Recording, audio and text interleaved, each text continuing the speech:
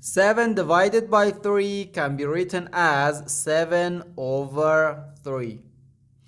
And 3 times 7 over 3, okay? We can easily cancel this 3 and this 3, so here we have just 7.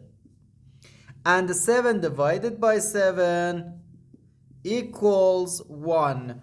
But this answer is not correct, because according to the order of operations, which is PEMDAS, P stands for parentheses, E stands for exponent, M and D stands for multiplication and division, and A and S stands for addition and subtraction. First we have to do parentheses, then exponent, then multiplication or division, and finally addition or subtraction. Remember that multiplication and division have equal priority and we have to work from left to right. And the same applies to addition and subtraction. In this expression we have one division, one multiplication, and one parentheses. Inside this parentheses we have one division.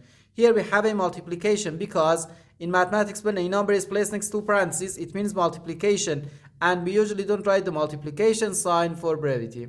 Okay, so according to the PEMDAS, first we have to do this parentheses, then this division, and finally this multiplication. If we do this multiplication before this division, it is wrong.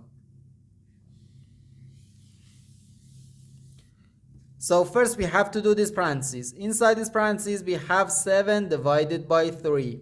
Can be written as 7 over 3. So we have 7 divided by 3, then times 7 over 3.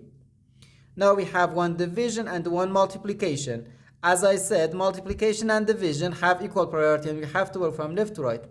So here first we have to do this division. 7 divided by 3 can be written as 7 over 3.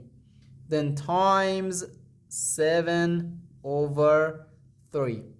Okay, now we have 7 over 3 times 7 over 3, which equals 7 times 7 gives us 49. So 49 over 3 times 3 gives us 9.